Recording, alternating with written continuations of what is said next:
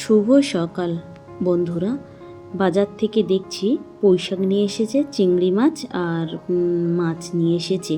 পুঁইশাকটা দিয়ে আমি চিংড়ি মাছ রান্না করব, আর এখানে মাছগুলো ঝোল করতে দিয়েছি। আর খানিকটা মাছ বলছিল একটু ভাজা করতে, তাই আমি এখানে কয়েকটা মাছ আমি ভাজা করে নিচ্ছি। আজকে রান্নাটা করতে একটু দেরি হয়ে গিয়েছে, সকালবেলা উঠে একটু কারখানায় কাজ করছিলাম, সেই জন্য আজকে সকালে রান্নাটা করা হয়নি। তাই দেরি হয়ে যেতে তাই তাড়াহুড়ো করে আমি একদিকে মাছ ভাজা আর একদিকে মাছের ঝোল বসিয়েছি। আর অন্য একটা কাজ করছিলাম বলে স্কুল থেকে ছেলেটা বাড়ি এসে, যেহেতু শনিবার ছিল তাড়াতাড়ি ছুটি হয়ে গিয়েছিল, তাই বাড়ি এসে ও চেয়ারের উপরে দাঁড়িয়েই দেখুন তরকারিটা চড়িয়ে দিচ্ছে।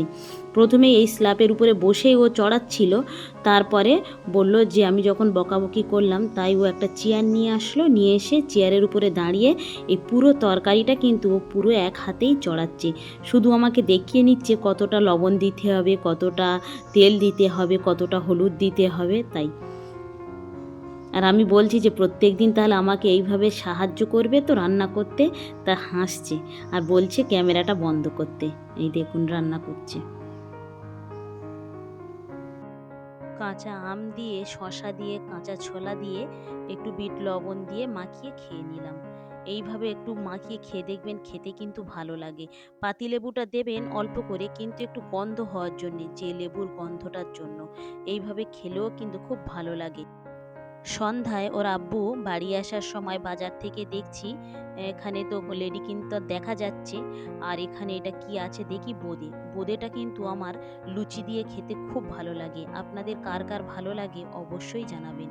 লুচি দিয়ে বোঁদে খেতে অসাধারণ লাগে। আর ছেলেটার জন্য নিয়ে এসেছে এখানে কালো জাম। ও সবগুলো মিষ্টিই খাবে, তবে ওর আব্বুর জন্য নিয়ে এসেছে এখানে এটা সুগার ফ্রি মিষ্টি, এই সন্দেশটা।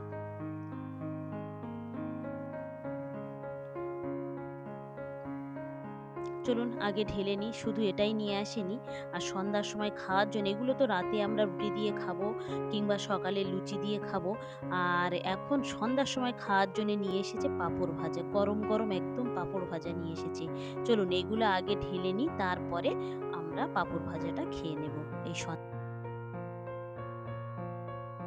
পাঁপড় ভাজা কিন্তু ডালের সঙ্গে খেতে আমার বেশি ভালো লাগে। তাছাড়া শেষে যে চাটনির সঙ্গে পাঁপড়টা খেতেও খুব ভালো লাগে।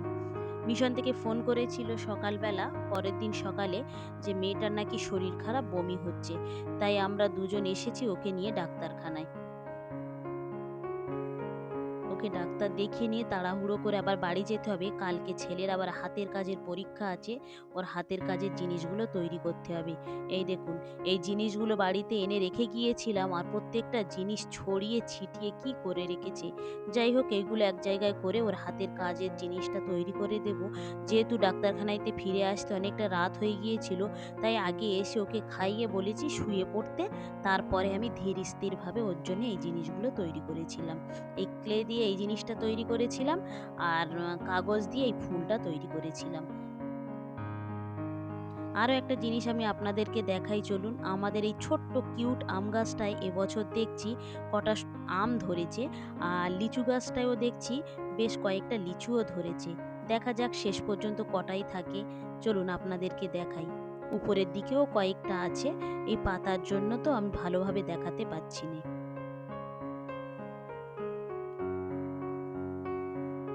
শেষ পর্যন্ত কটা থাকবে এবং কটা যে পড়ে যাবে সেটাই এবার দেখার বিষয়। ভিডিওটা তাহলে এখানেই শেষ করছি। ভালো থাকবেন, সুস্থ থাকবেন, আর ব্লগটি কেমন লাগলো অবশ্যই জানাবেন। ভালো লাগলে একটা সাবস্ক্রাইব করে দেবেন। দেখা হবে পরবর্তী ব্লগে।